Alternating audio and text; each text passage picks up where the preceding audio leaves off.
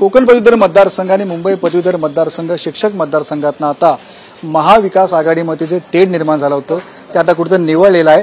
आपल्याबरोबर या ठिकाणी विनायक राऊत, आपण त्यांच्याशी बोलूया। सर, काय म्हणाल, आता ही निवडणूक आहे ती एक दिलाने आपण लढणार आहोत? नक्कीच इंडिया आघाडीच्या वतीने कोकण पदवीधर असेल, मुंबई शिक्षक असेल, मुंबई पदवीधर असेल किंवा नाशिक शिक्षक मतदारसंघ असेल, ह्या चारही निवडणुका आम्ही एक विचाराने लढणार आणि जबरदस्त ताकदीने जिंकणार।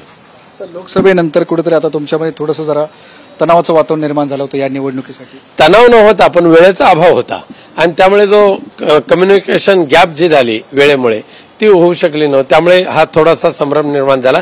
परंतु जे काही उमेदवारी अर्ज भरले होते, जे आमचे किशोरभाई जैन असतील, आमचे सोनवणे साहेब असतील, आमचे अमित सरायजी असतील किंवा तिकडे पाटील साहेब असतील नाशिकचे, ह्या सगळ्यांना पक्षाने सांगूनच त्यांनी फॉर्म भरले होते आणि पक्षाने आता निर्णय घेतला, त्यामुळे त्या सगळ्यांनी ते मान्य केलेलं आहे आणि याच्यातून आपले ज्यांना माघार घ्यायचे आदेश आले त्यांनी माघार घेतले आणि जे उमेदवार अधिकृतपणे आपण दिलेले आहेत इंडिया आघाडीचे, त्यांना निवडून आणण्यासाठी आम्ही आटोकाट प्रयत्न करणार। हा निर्धार आम्ही आमचे किशोरभाई जैन असतील, अमित सरायजी असतील, सोनवणे साहेब असतील, सर्वांनी केलेला आहे।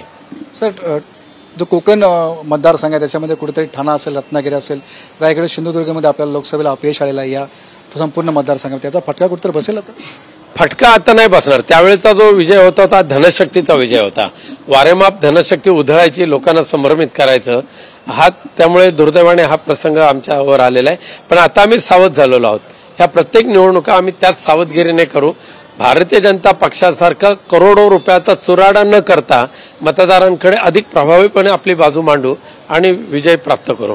धनशक्ती आता उतरणार नाही याची गॅरंटी? धनशक्ती तर उतरणारच आहेत, पण त्या धनशक्तीवर जनशक्ती विजय मिळवेल अशा पद्धतीची रणनीती इंडिया आघाडीची सर्व मान्यवर नेते करतायत। मुंबईत तुम्हाला चांगलं यश मिळालं होतं, या निवडणुकीत काय परिणाम?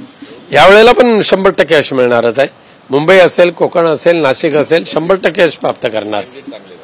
नक्कीच आपण पाहतो की लोकसभेला जरी कोकणामध्ये आपल्याला या ठिकाणी अपयश आलं असलं तरी तो धनशक्तीचा विजय होता। यावेळी मात्र या ठिकाणी आपल्या महाविकास आघाडीला आहे तो कुठेतरी विजय प्राप्त होईल अशा प्रकारचा आशावाद या ठिकाणी विनायक राऊत यांनी व्यक्त केलेला आहे। कॅमेरामॅन गजाननसह विनायक पाटील, एबीपी माझा, नवी मुंबई। एबीपी माझा, उघडा डोळे बघा नीट।